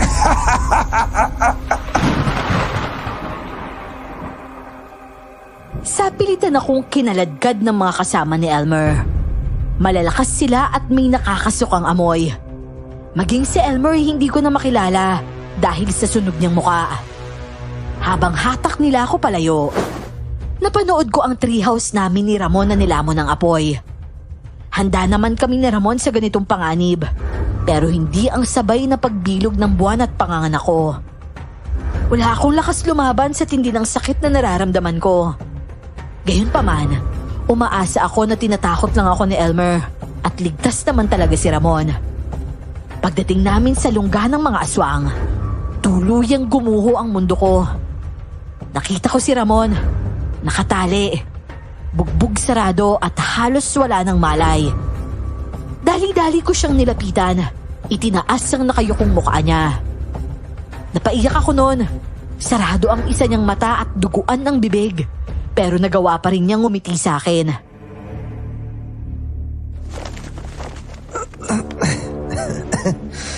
Mukhang sumabla yung plano natin Pero alam mo ba, may backup plan din naman ako. Kung sakali mangyari to. Busy ka talaga, Ramon. Ganyan na nga yung itsura mo, nagawa mo pang tumawa. Kumusta yung pakiramdam mo? Sobrang dami mong sugat. Okay lang ako. Kakayanin ko to. Ikaw, hindi pa lumalabas si baby Grabe naman tong takbong ito. Hindi pa oras para magpaalam kayo sa isa't isa, mahal ko. Pero okay na din yan. Hindi tayo sigurado kung kakayanin ng lover boy mo ang gagawin ko sa kanya. Huwag mo siyang idamay dito, Elmer! Huwag mo sa akin isisi ang pagiging pakilimero ng lalaki yan, Cherry. Maging patas ka naman. Kayo ang pumili ng landas nyo. Lalo ka na. Kaya dapat harapin mo ang bunga ng pagtatraidor mo sa akin. Huwag mong ipahid sa akin ang dumi mo. Ikaw ang trumaydor sa akin. Una pa lang minanipula mo na yung isip ko. Kahit si Satanas bibilib sa kasama ng ugali mo. Aba, edi maganda. Isang karangalan kung ganun nga yung mangyari. Ay naka, tama na nga ang drama na ito. Sige na, itali na yung babaeng yan at ihanda para sa ritual bukas. Magpapalakas lang ako ng katawan. Yung punching bag natin, okay pa ba yan? Aray! Mukhang madudurog muna ang mukha nito bago mamatay Makilala ka pa kaya ng tatay mo kapag nagkita kayo? Nagkita na kami. Alam mo ba kung ano sinabi niya? Hinahanda niya yung 2 latigo niya sa impyerno dahil malapit na kayo magkita doon. Papatayin ka niya ng paulit-ulit sa impyerno. Kagaya na lang kung paano niya pinahirapan at pinatay yung tatay mo. Pwes, pauunahin na kita doon! Hindi! Tumigil ka na, Elmer! Tumigil ka na! Alam ko namang hindi siya makikinig at mas gusto pa niyang ipakita ang lahat. Awang-awa ako kay Ramon noon at parang nararamdaman ko rin ang paghihirap niya. Sumasabay pa ang kirot ng puson ko. Parang mahahati ang katawan ko sa tuwing sasakit yon. Lupaypay na at walang malay si Ramon nang tigilan siya ni Elmer. Halos maligo na siya sa sarili niyang dugo, habang ako naman ay parang hindi na uubusan ng luha. Dumating nga ang kabilugan ng buwan, pero hindi pa rin ako nanganganak. Nagising akong nakahiga sa malamig na bagay. Nakatali ang mga kamay at paa at nakasuot ng puting bestida. Iniisip kong baka itinadhana na hindi ko pa naririnig ang tinig ng anak ko o nakikita ang mukha niya.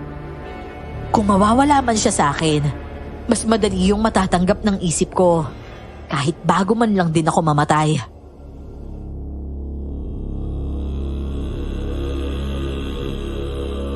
Ito na ang takdang araw. Nakahanda ka na bang ialay ang buhay mo para maging makapangyarihan ng pinakamamahal mo, Cherry? Pinakamamahal? Isinusumpa kita sa lahat ng demonyo, Elmer! Hindi ka kamahal-mahal dahil demonyo ka! Ayos lang yan, mahal ko. Kapag naging hari na ako, mamahalin na ako ng lahat at re-respetuhin at katatakutan. Magsimula ka na sa ritual mo, Elmer. Maya-maya lang lilitaw na ang buwan. At hindi mo pwedeng sayangin ang pagkakataon na yon.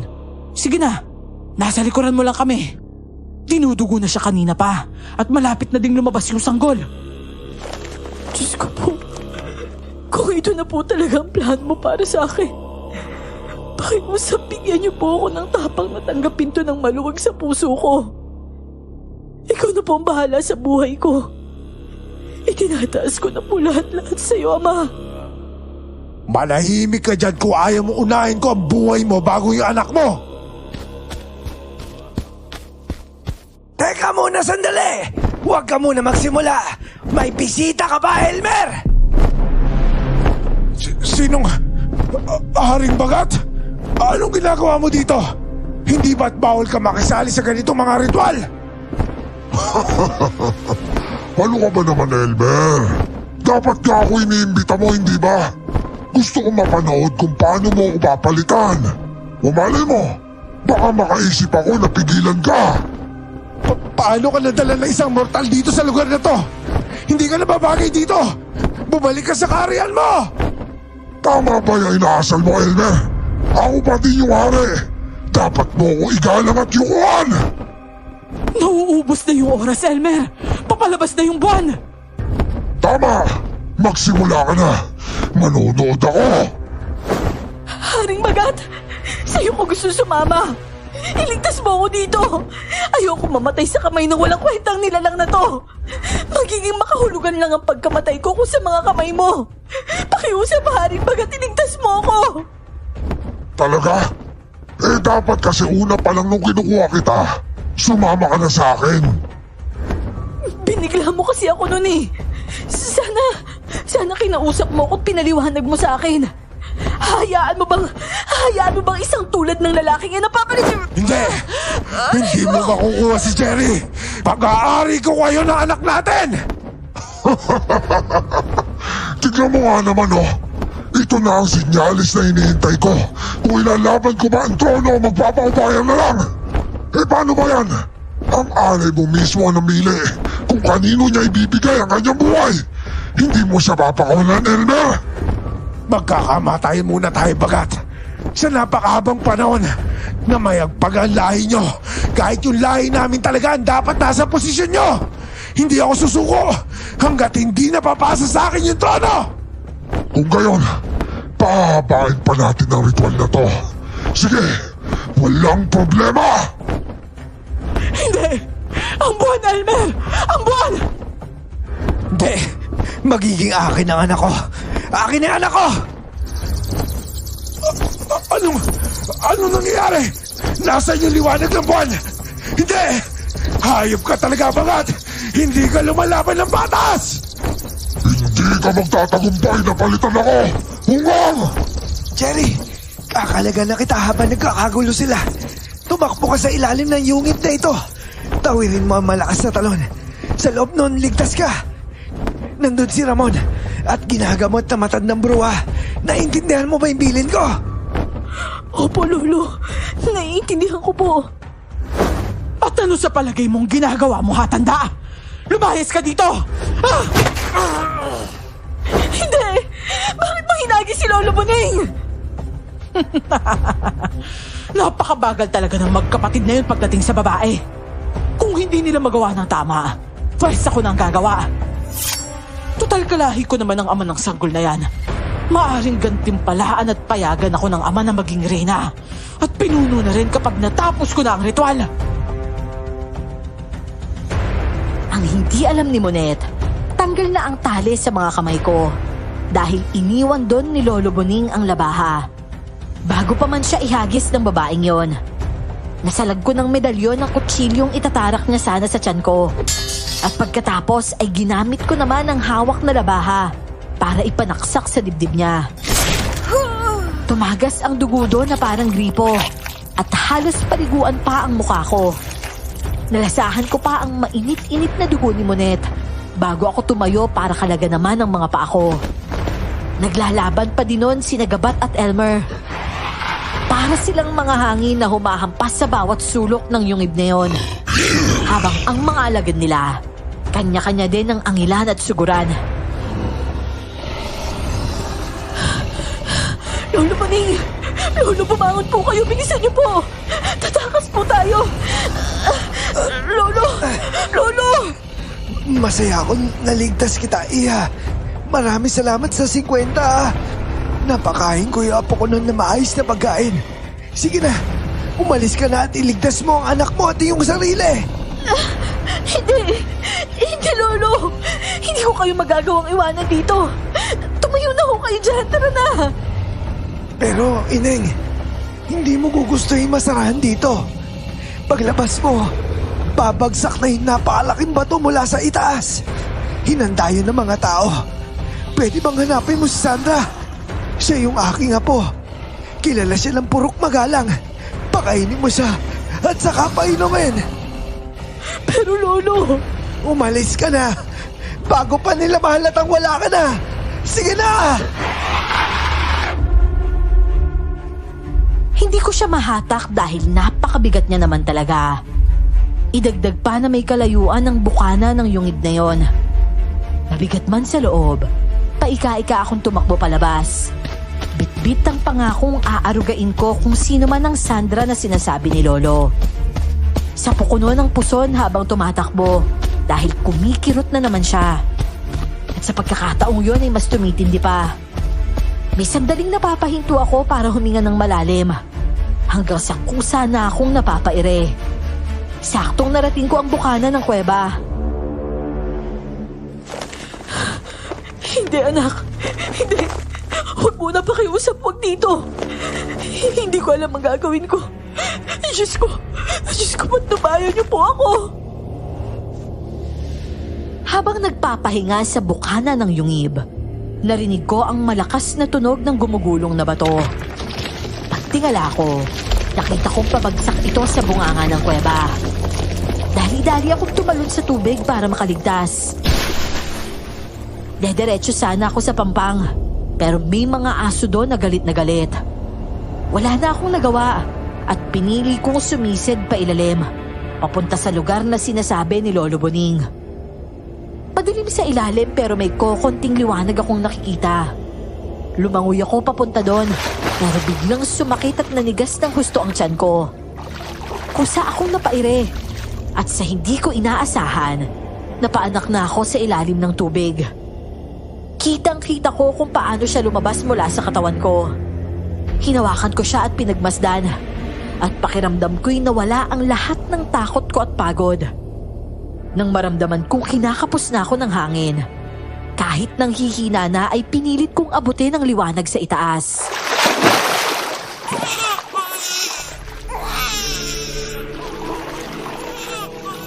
Halika na, Iha. Iabot mo sa akin ang anak mo at ilalapag ko muna para makasampa ka. Ayos lang yan. Wala ka nang dapat ikabahala. Hindi ako aswang kahit ganito ang itsura ko. Ligtas na kayo dito. Lola, pakiingatan po yung anak ko, pakiusap. Diyos ko po, kapapanganak mo lang ba? At may pusod pa itong nakakonekta sa... Diyos ko po, mahabaging Diyos. Bilisan mong umakyat ng maasikaso kita. Gaano nakatagal yung inunan sa tiyan mo? Po, ano pong inunan? Iyong bahay bata. Kailan ka pa ba nanganak? Ngayon lang po. Sa ilalim po ng tubig habang lumalangay po ako papunta dito. Ano? Paano mo nakaya yon? Walang hangin sa ilalim ng tubig. Hindi ko nga rin alam eh. Basta ang alam ko po, kailangan ko pong maisilang yung anak ko ng ligtas. Sadyang napakahiwaga ng buhay, ano? Walang hindi kakayanin ng isang ina. Asya, sige. Umakyat ka na dito. Halika't aalalayan kita. Wag na wag kang matutulog. Kung hindi ay dudukutin ko ang loob ng puwerta mo para makuha yung bahay bata.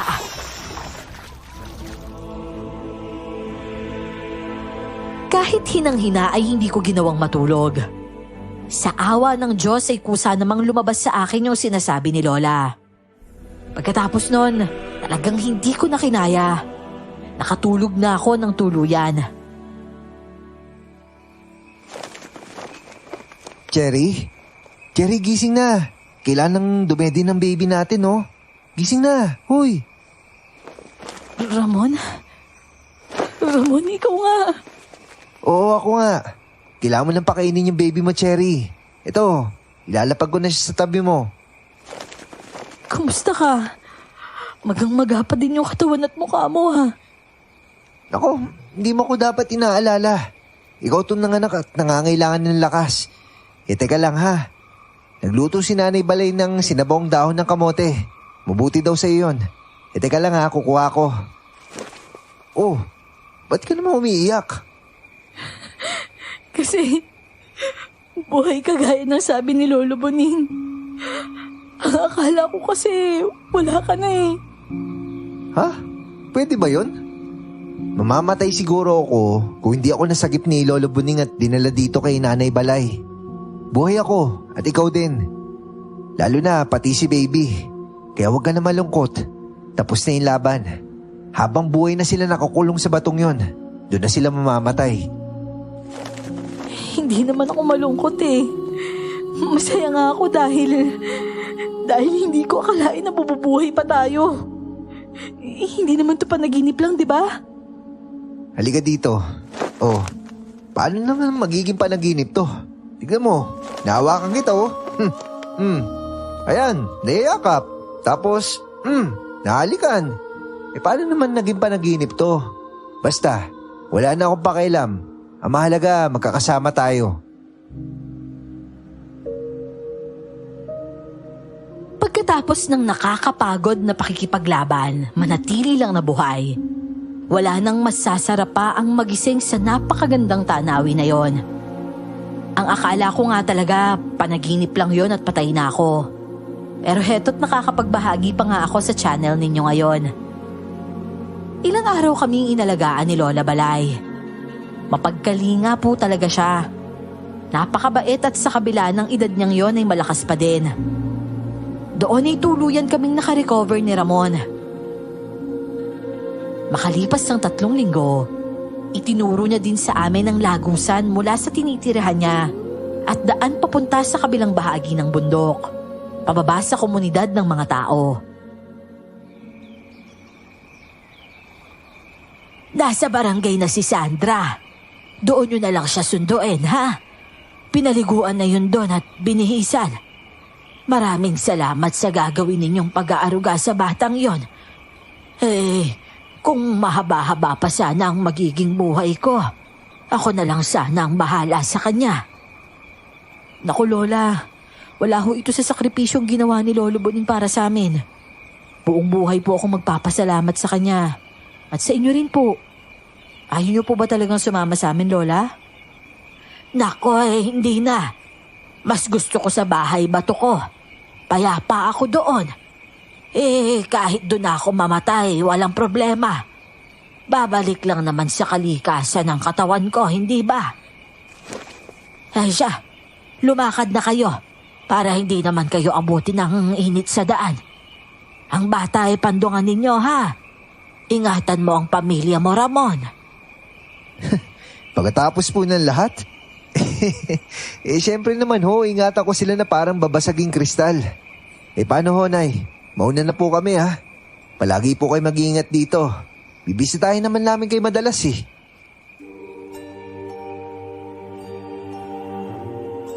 Pinili naming umuwi nun sa mga magulang ko. Handa na akong humingi ng tawad at handa din ako sa galit nila kung sakali man. Sa dami ng naranasan kong hindi maganda simula nang suwayin ko sila, pakiramdam ko noon wala nang pinakaligtas na lugar sa mundong to kung hindi sa piling ng pamilya ko. Anak! Diyos ko naman! Alfred! Alfred, nandito na ang anak natin! Nandito na si Cherry! Ito na ba yung apo ko, ha? Diyos ko po, napakaganda niya, anak. Manang-mana siya sa'yo. Nay, lalaki po siya. Ganun ba? Napakagwapo naman ang apo ko. Diyos ko, anak, kumusta ka na? Sobrang payat mo. Halika kayo, pumasok kayo sa loob. Iyo, halika, sumama ka na. At sino naman yung magandang bata na yan?